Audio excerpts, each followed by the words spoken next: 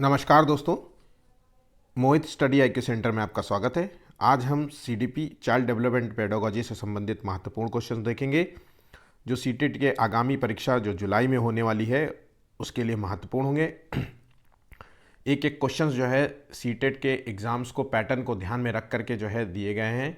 कुछ नए क्वेश्चंस हैं, कुछ प्रीवियस ईयर क्वेश्चंस हैं, कुछ जो मोस्ट इंपॉर्टेंट क्वेश्चंस हो सकते हैं जो हमेशा आपसे एग्ज़ाम में पूछे जाते हैं, वो सभी को जो है इन जो है 30 क्वेश्चंस के रूप में शामिल किया गया है। ठीक है, हम डेली जो है इस चैनल के माध्यम से आपको इसी प्रकार से पेपर्स कराते हैं। सीटेट के कंप्लीट जो है आपको प्रिपरेशन हम लोग यहाँ पे कराते हैं। तो अगर आप सीटेट का एग्ज़ाम क्वालिफाई करना चाहते हैं, अगर आपका सीटेट कई बार जो है 1-2 बार दिए चुके हैं उसके बाद भी आप जो है पास नहीं हो पाए, तो आप हमारे साथ जुड़ सकते हैं, क्योंकि यहाँ पे मैं बिल्कुल सिंपल शब्दों में, सिंपल भाषा में जो है आपको चीज़ों जो है आपको बताऊंगा और इम्पॉर्टेंट फैक्ट्स भी बताऊंगा और इम्पॉर्टेंट बातें बताऊंगा कि जो है जहाँ से आप क्वेश्चन को सॉल्व कर पाएंगे। और मेरे एक बात और है कि पेपर पढ़ते वक्त, क्वेश्चंस को सॉल्व करते वक्त आप अपने नोट्स ज़रूर बनाइए, क्योंकि कुछ ना कुछ आपको ऐसा नया चीज़ मिल जाती है, जानकारी मिल जाती है जो आपके लिए बहुत महत्वपूर्ण होती है, एग्ज़ाम में बहुत इंपॉर्टेंट होती है। और नोट्स के रूप में मिलने से क्या होता है, नोट्स के समय जब एग्ज़ाम देने के समय जो है आप उसका क्विक रिवीजन करके जो है आप पेपर देने जा सकते हैं। ठीक है, तो इस तरीके से आप तैयारी शुरू करते हैं। तो आइए शुरू करते हैं वीडियो को। वीडियो अच्छा लगे तो प्लीज़ वीडियो को लाइक कीजिएगा। 20 लाइक्स का टारगेट है। 20 लाइक्स मोटिवेशन के लिए है, ताकि हम डेली आपके लिए इसी प्रकार से वीडियोस लेकर के आते रहेंगे।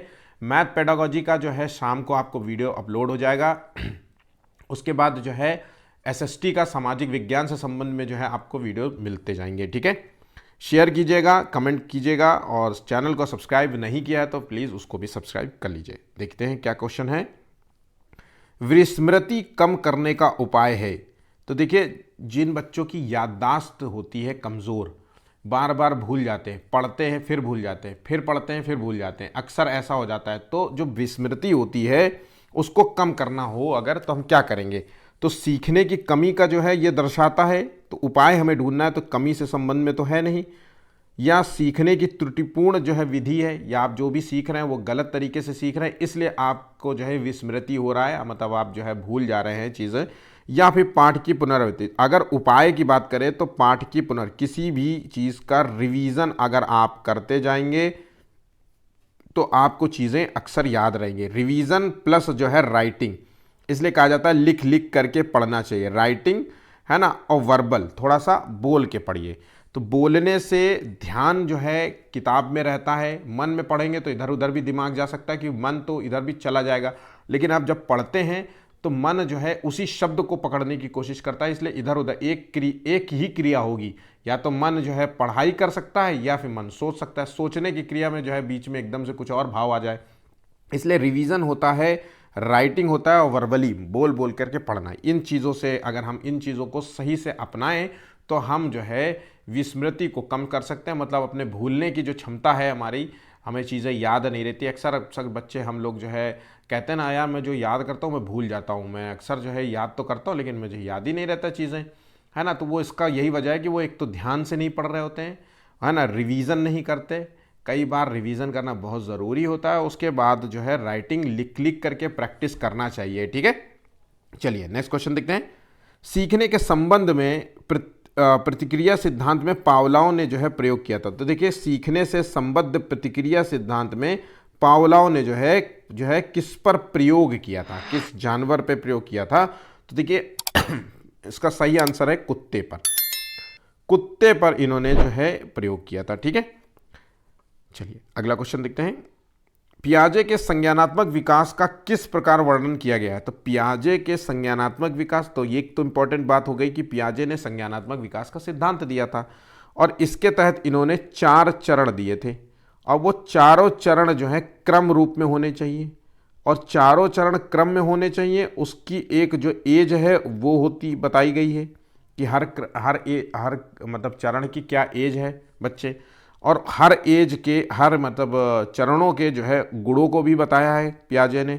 ठीक है, तो पहला जो चरण है वो संवेदी प्रेरक जो है अवस्था है, दूसरा पूर्व संक्रियात्मक अवस्था है, तीसरा मूर्त संक्रियात्मक अवस्था है, और चौथा औपचारिक संक्रियात्मक या अमूर्त संक्रियात्मक अवस्था है। इन 4 अवस्थाओं के नाम आपको अच्छे तरीके से रटे होने चाहिए। ठीक है, जो बच्चे पहली बार एग्जाम दे रहे हैं ये समझ लीजिए, इनको रट लीजिए, इनके वर्ष याद कर लेना कि जो है 0 से 2 वर्ष जो है पहली चरण है, 2 से 6 वर्ष तीसरा चरण है, 7 से 11 वर्ष जो है चौथा चरण है, और 11 से अधिक वाला जो स्टेज है वो जो है चौथा चरण होता है। ठीक है, 11 से अधिक वाला। ठीक, तो यहाँ पे तो यहाँ पे जो देखिए किस चीज़ को दर्शाता है, तो यहाँ पे 4 चरणों की बात हुई है, तो 4 गुणात्मक रूप से भिन्न चरणों में। आंसर हो गया 6। मतलब प्रत्येक चरण जो है बच्चे के सीखने की क्षमता में एक गुणात्मक जो है बदलाव को दर्शाता है, प्रत्येक चरण। ठीक, जैसे पहला जो चरण है उसमें बच्चा जो है स्पर्श के माध्यम से चीज़ों को जो है समझने का प्रयास करता है। दूसरा है चरण जिसे कहते हैं पूर्व संक्रियात्मक अवस्था। इसमें बच्चा थोड़ा सा जो है चीज़ें जो है वस्तु स्थायित्व के गुण आ जाते हैं बच्चे के अंदर, मतलब वो चीज़ों को महसूस करने लगता है। ठीक है, तीसरे में जो है चीज़ों को मूर्त रूप से समझने की कोशिश करने लगता है, मूर्त रूप से सोचने की कोशिश करता है। और चौथा जो चरण है अमूर्त में, बच्चा जो है वैज्ञानिक दृष्टिकोण का हो जाता है, 11 साल से अधिक, मतलब अमूर्त रूप से भी चिंतन करने लगता है। ठीक है, तो यहाँ पे चीज़ें समझ गए। चलिए अगला क्वेश्चन देखते हैं। लॉरेंस कोहलबर्ग के अनुसार नैतिक विकास के किस स्तर पर बच्चा जो है अच्छा लड़का अच्छी लड़की अभिविन्यास प्रदर्शित करता है? तो लॉरेंस कोहलबर्ग ने नैतिक विकास का सिद्धांत दिया था। इसके तहत इन्होंने 4 चरण दिए थे और प्रत्येक चरण के 2 स्तर होते हैं, 3 चरण दिए थे, याद रखिएगा 3 चरण, और प्रत्येक चरण के 2 स्तर हैं। ठीक, तो इस तरीके से स्तरों की बात करें तो 6 स्तर हो गए और 3 चरण हो गए। ठीक है, अब 3 जो चरण दिए गए थे उनके नाम थे पूर्व परंपरागत स्तर। ठीक है, पूर्व परंपरागत स्तर या जो कह लीजिए प्री कन्वेंशनल लेवल, फिर उसके बाद परंपरागत स्तर जिसे कहते हैं कन्वेंशनल लेवल, और उसके बाद तीसरा चरण था पोस्ट कन्वेंशनल लेवल। ठीक है, तो इन तीनों का ना, तो यहाँ पे जो पूछा गया है ये स्तर का नाम दिया गया है, अच्छा लड़का और अच्छी लड़की अभिविन्यास को प्रदर्शित करता है। तो चौथे का जो आंसर है वो है पारंपरिक स्तर जिसे कहते हैं कन्वेंशनल लेवल। ठीक है, कन्वेंशनल लेवल इसे कहते हैं, याद रखिएगा, इंपॉर्टेंट है, एग्जाम में पूछा जाता है। ठीक, नेक्स्ट, विकास की किस अवस्था में वृद्धि का अधिकतम विकास होता है? तो विकास की किस अवस्था में वृद्धि जो है डेवलपमेंट जो होता है और बच्चे का जो है अधिकतम विकास होता है? तो देखिए डेवलपमेंट जो होता है वो हेरिडिटी और इन्वायरमेंट का परस्पर परिणाम होता है, ये हम सबको अच्छे से पता होना चाहिए। ठीक, उसके बाद जो है कह रहा है कि सबसे ज़्यादा विकास की अवस्था किसमें है? तो देखिए सबसे जो ज़्यादा विकास की अवस्था की बात करें तो वह है बाल्यावस्था। 5वें का आंसर है ऑप्शन ए। ठीक है, बाल्यावस्था। बाल्यावस्था 2 से 7 वर्ष, तो इस एज में बच्चे का विकास अधिकतम होता है। अब विकास की बात करें तो शारीरिक विकास होता है, यहाँ पे बच्चे का मानसिक विकास भी होता है, मतलब संज्ञानात्मक विकास से कह लीजिए अगर हम कह सकते हैं। ठीक है, कॉग्निटिव डेवलपमेंट बहुत तेज़ी से होता है, बच्चे का जो है भावनात्मक विकास भी होता है। ठीक, बच्चे का सामाजिक विकास भी यहीं इसी स्तर पे सबसे तेज़ी से होता है। बच्चे का नैतिक विकास की भी ज़रूरत पड़ती है हमें। ठीक है, तो ये सारी चीज़ें जो है इसी क्षेत्र में होती हैं। अगर इस जो है अवस्था को ध्यान में रख करके बच्चे का ध्यान मतलब इस अवस्था में बच्चे पर ध्यान दिया जाए तो बच्चा डेफिनेटली जो है जीवन में कुछ करेगा, मतलब जीवन में बहुत अच्छा करेगा। ठीक है, चलिए नेक्स्ट क्वेश्चन देखते हैं। एक माँ ने देखा कि उसका एक जुड़वा दूसरे की तुलना में चलना सीखने में अधिक तेजी से प्रगति कर रहा है। सीखने में इस भिन्नता के से विकास का कौन सा सिद्धांत जुड़ा है? मतलब उसने कहा माँ के मतलब एक जुड़वा था, तो मतलब 2 संतानें थी एक साथ उत्पन्न हुई, जिसमें से एक बहुत दूसरे की तुलना में तेजी से ग्रोथ कर रहा है, अब वो शारीरिक हो मानसिक हो किसी भी रूप में हो। ठीक है, तो ये सीखने का जो चीज़ है वो किस चीज़ से जुड़ा है? तो यहाँ पर जो 6वें का आंसर है कि हमें हमेशा ध्यान रखना है कि जो विकास होता है वो व्यक्तिगत रूप में होता है, मतलब हर व्यक्ति का अलग अलग होता है, चाहे वो एक ही संतान से क्यों ना उत्पन्न हो, चाहे एक ही माता पिता से क्यों ना उत्पन्न हो, या फिर चाहे जो है उनका लालन पालन पोषण सब कुछ है। जैसे एक बच्चे को 100 ग्राम या 5 ग्राम 10, मान लीजिए 100, एक बच्चे को 20 ग्राम रोज जो है प्रोटीन दिया जाता है। प्रोटीन जो शरीर की मतलब ग्रोथ के लिए बहुत ज़रूरी है, इसलिए प्रोटीन दिया जाता है 100 ग्राम। और दोनों बच्चों को समान मात्रा में बिल्कुल नाप करके दिया जाता है, वेट करके। उसके बाद भी हो सकता है कि होने के बहुत सारे चांसेस रहेंगे कि एक बच्चे की ग्रोथ बहुत तेज़ी से हो और दूसरे बच्चे की ग्रोथ उससे 19-20 हो, है ना। ठीक है, तो यहाँ पे जो आंसर है वो हर किसी में विकास चरण जो है चरण दर चरण आगे बढ़ता है। ठीक है, यहाँ पे सीधा सीधा वही बता रहा है कि हर बच्चे का जो विकास का चरण है वो फिर विकास का जो चरण दर है वो आगे बढ़ता रहता है ना, और सबसे अलग होता है। ठीक है, एक दूसरे से भी अलग होता है। आंसर है ऑप्शन बी।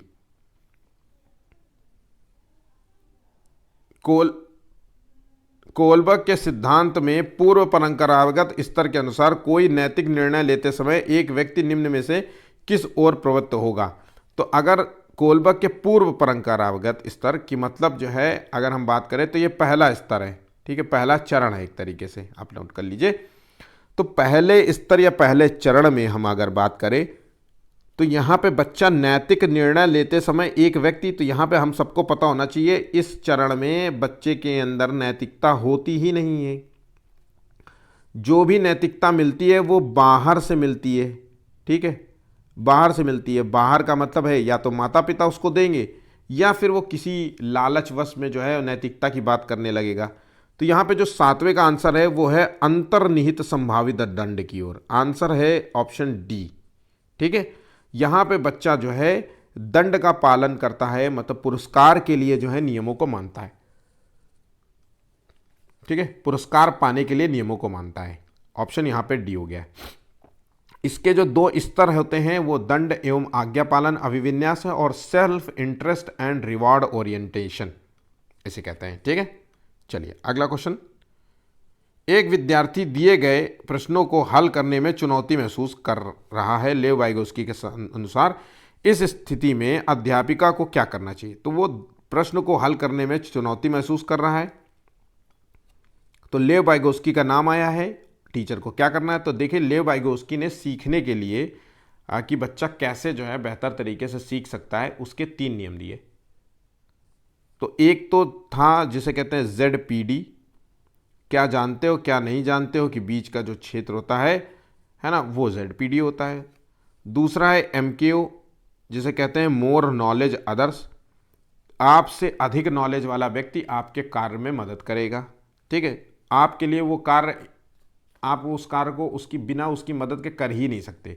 ठीक है, तो क्योंकि वो आपकी प्रतिभा का जो है मतलब प्रतिभा के लेवल का नहीं है ना, वो आपके वो काम ही आपके लेवल का नहीं है। इसके लिए जो है कोई और आपसे अधिक नॉलेज वाला जो है व्यक्ति आपकी मदद करेगा। एक तो ये हो गया। फिर आखिरी आ जाता है जिसको कहते हैं स्कैफोल्डिंग। इसे कहते हैं टेम्परेरी मदद करना, अस्थाई मदद। अस्थाई मदद क्या होता है, कोई कार्य आप कर रहे हैं और कोई कार्य प्रश्न को हल करते वक्त तो वो उसको चुनौती, कुछ तो दिक्कत हो रही है, उसको फॉर्मूला भूल गया है, चीज़ें भूल गया है, तो ये ही आएगा स्कैफोल्डिंग, मतलब टेम्परेरी हेल्प कहते हैं। अब वो प्रश्न को हल करने आता है, उसे सब कुछ पता है, लेकिन वो कहीं कुछ फंस गया होगा तो वो आगे सॉल्व नहीं कर पा रहा होगा, इसलिए जो है इसको जो है टेम्परेरी हेल्प कहा जाएगा। यहाँ पे स्कैफोल्डिंग इसका नाम दिया जाएगा। तो 8वें का जो आंसर है वो विद्यार्थी को अगले कदम हेतु संकेत और इशारे देने चाहिए। तो संकेत और इशारे देना चाहिए, यही स्कैफोल्डिंग का आंसर। विद्यार्थियों को अनदेखा कर देना चाहिए, बिल्कुल भी नहीं। सही तौर पर सही जवाब बता देना चाहिए, मतलब पूरा पूरा आंसर ही बता दो, ऐसा नहीं। सवाल को हल ना कर पाने के लिए विद्यार्थी को दंडित किया जाना चाहिए, बिल्कुल भी नहीं। इससे बच्चे का कॉन्फिडेंस जो है गिर जाएगा। ठीक है, चलिए अगला क्वेश्चन देखते हैं। एक प्रगतिशील जो है प्रोग्रेसिव क्लासरूम जो है में विद्यार्थियों को किस ओर केंद्रित होना चाहिए। तो एक प्रोग्रेसिव क्लासरूम है तो उसमें तो बिल्कुल सही बात है कि क्या किस चीज़ पर ध्यान देंगे, अपने सहपाठियों से प्रतिस्पर्धा के लिए कंपटीशन की ओर ध्यान देंगे, या फिर जितना हो सके उतना रटने पर ध्यान देंगे, कंठस्थीकरण या मूर्त पुरस्कार जैसे ट्रॉफी जीतने की ओर ध्यान देंगे, या फिर सक्रिय भागीदारी द्वारा जो है ज्ञानार्जन की ओर जो है अपना ध्यान देंगे। तो देखिए सक्रिय एक्टिव जो है लर्निंग से, एक्टिव लर्निंग स्किल्स से हम जो है एक जो है ज्ञान का अर्जन करेंगे, अपने दिमाग का जो है मतलब घोड़े दौड़ाएंगे अपने दिमाग के, और उससे अपने कार्य को और बेहतर करेंगे, सीखेंगे, लर्निंग स्किल्स सीखेंगे। यही है आंसर यहाँ पे, ठीक है। 10वां क्वेश्चन देखते हैं। आप अपनी कक्षा में से कुछ वर्षों को चुनकर 6 महीने में उनमें होने वाले विकास की एक रिपोर्ट तैयार करना चाहते हैं, तो इनके लिए आप निम्न में से क्या चुनेंगे। तो आप अपनी कक्षा में कुछ छात्रों को चुनकर 6 महीने में उनके होने वाले विकास की एक रिपोर्ट तैयार करना चाहते हैं, तो बच्चों के 6 महीने में होने वाली जो भी विकास की रिपोर्ट है उसको तैयार करना। तो ऐसे चीज़ों को हम बोलेंगे पोर्टफोलियो, ठीक है, इंग्लिश में। और ये शब्द जो है आपको अच्छे से याद होना चाहिए, क्योंकि इस शब्द का यूज़ जो है सीटेट में कहीं ना कहीं आपको मिलेगा पूरे पेपर में। तो हो सकता है आपको हिंदी पेडागोजी में भी पूछ ले क्वेश्चन, इंग्लिश पेडागोजी में पूछ ले, मैथ पेडागोजी में पूछ सकता है। सब जगह ये क्वेश्चन वैलिड है और सब जगह पूछा जाता है। कई बार 2-2 3-3 बार ये क्वेश्चन पूछा जाता है, बस शब्दों का हेरफेर किया जाता है, ठीक है। तो अगर हम बच्चे की पोर्टफोलियो की बात करें तो हम क्या होगा, तो प्रत्येक माह उसकी रुचि, आदत, दृष्टिकोण, स्वभाव, व्यक्तिगत व्यक्तित्व जो है, व्यवहार आदि में होने वाले परिवर्तनों की जांच करेंगे। यही इसका सही आंसर होगा, ठीक है। पोर्टफोलियो में बच्चे के सब कुछ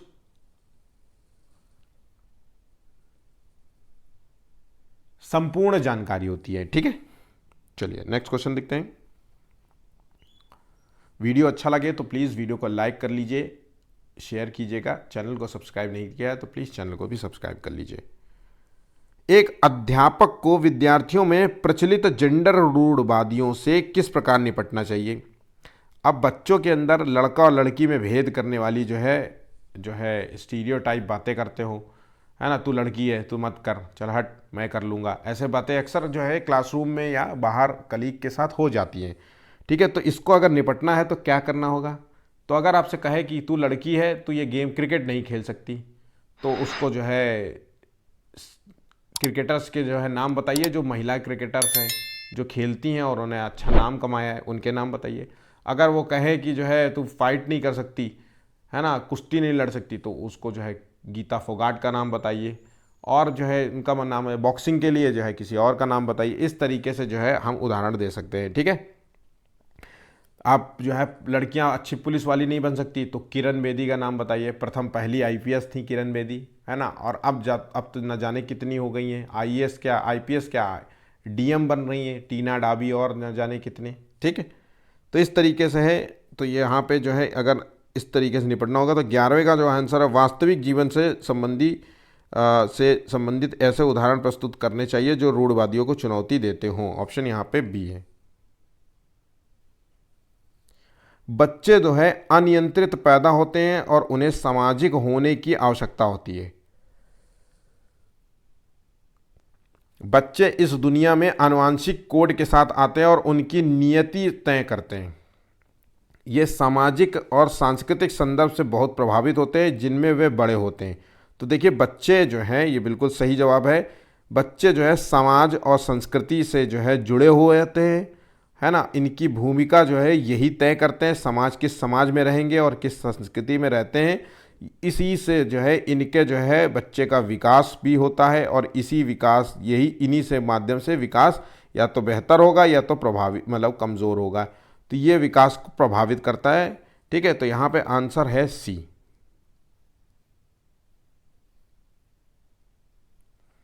ब्रेन स्टॉर्मिंग को एक तकनीक के रूप में बच्चों में विकसित करने के लिए उपयोग किया जा सकता है। तो ब्रेन स्टॉर्मिंग है क्या।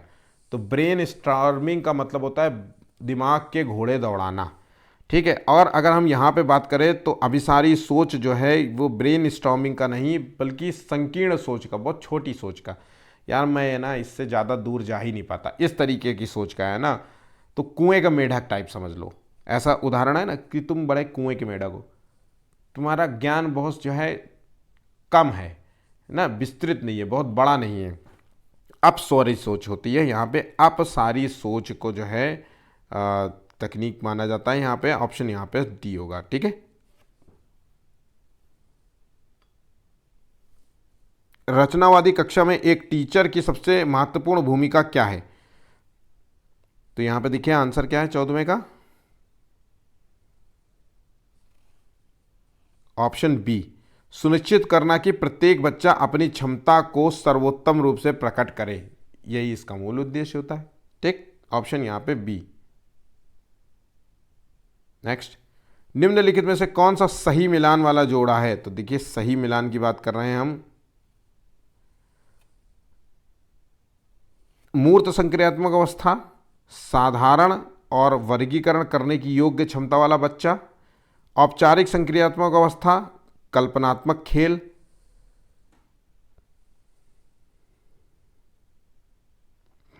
शैशवावस्था, इसमें जो है तर्क का अनुप्रयोग और अनुमान लगाने में सक्षम, ये बिल्कुल भी गलत है। पूर्व संक्रियात्मक अवस्था, इसमें निगमनात्मक विचार आते हैं, ये भी गलत है, ये भी गलत है। आंसर है ऑप्शन ए। बच्चे दुनिया के बारे में अपनी समझ और सृजन जो है समझ का सृजन करते हैं, इसका जो है श्रेय डैश डैश को जाता है। तो 16वें का देखिए आंसर क्या है, 16वें का आंसर है पियाजे। ऑप्शन यहां पे ए बिल्कुल राइट होगा।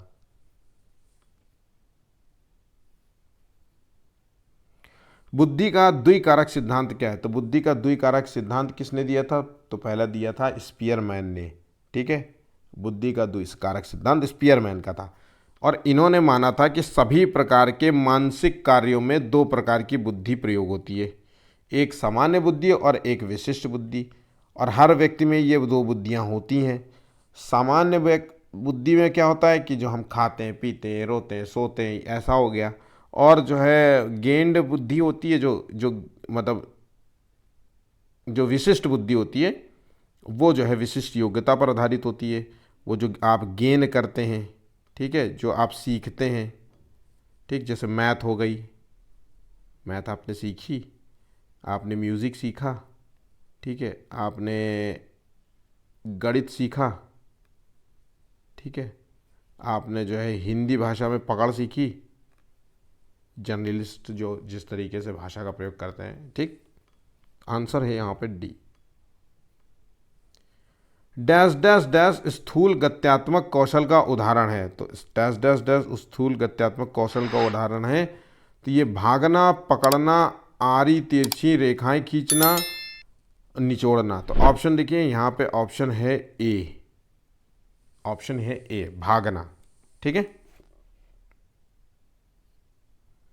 विद्यार्थियों में प्रभावशाली एवं अर्थपूर्ण अधिगम को बढ़ावा देने के लिए एक अध्यापिका को किस पर बल देना चाहिए? तो प्रभावशाली और अर्थपूर्ण अधिगम को बढ़ावा देने की बात हो रही है। तो दी गई जानकारी को रटना नहीं, प्रतिस्पर्धा नहीं, अनुकूलन नहीं, यहाँ पे वास्तविक जीवन के संदर्भ में जोड़ना। ऑप्शन यहाँ पे डी है, पाठ्य सामग्री को वास्तविक जीवन के संदर्भ में जोड़ना। अब वो कैसे जोड़ सकते हैं? तो ये भ्रमण पे ले जाइए, अगर ईवीएस की क्लास हो रही तो भ्रमण ले जाइए, है ना। अगर कोई आप फ्रूट्स के नाम पढ़ा रहे हैं तो घर में यूज़ किए जाने वाले फ्रूट्स जो है स्कूल लेकर के आइए, उसी से जो है बच्चों को बताएंगे कि ये ग्रेप्स होता है, ये ऑरेंज होता है, ये है ना। इस तरीके से चीज़ें जो है हम बच्चों को बताएंगे। ठीक है, सृजनात्मक विद्यार्थी में निम्नलिखित में से क्या सही है? तो सृजनात्मक मतलब क्रिएटिव जो है स्टूडेंट की बात हो रही है। तो 20वें का जो आंसर है वो है, अक्सर जो है क्रिएटिव माइंडेड वाले जो बच्चे होते हैं उनके अंदर नया कुछ बनाने की क्षमता होती है, नया क्रिएट करने। वो हमेशा अक्सर एक कहते हैं कि इस तरीके से चीज़ों को जो है हम कुछ क्रिएट करते हैं, कुछ बनाते हैं। तो यहाँ पे नवीन और मूल विचार आते हैं। ठीक है, ऑप्शन यहाँ पे बी है।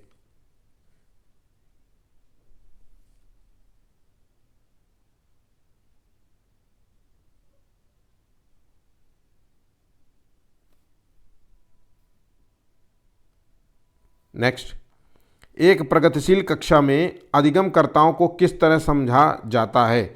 तो प्रगतिशील कक्षा में अधिगमकर्ताओं को ज्ञान के निष्क्रिय ग्रहणकर्ता के रूप में, यहाँ पे ज्ञान निर्माण में सक्रिय भागीदार के रूप में जो है समझा जाता है। ऑप्शन यहाँ पे बी होगा। बहुत सामान्य सा क्वेश्चन है। खैर, डैश डैश के अतिरिक्त बुद्धि के निम्नलिखित पक्षों में स्टर्नबर्ग के त्रितंत्र सिद्धांत, स्टर्नबर्ग ने कौन सा सिद्धांत दिया था? त्रितंत्र सिद्धांत दिया था, में संबोधित किया है।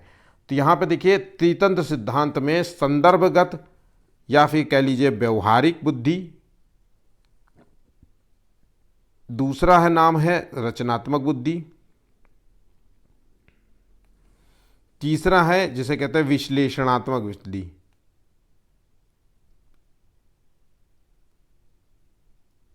ठीक है, इन तीन को संबोधित किया तो आंसर हो गया ऑप्शन ए, बाकी सभी जो है यहां पे गलत है।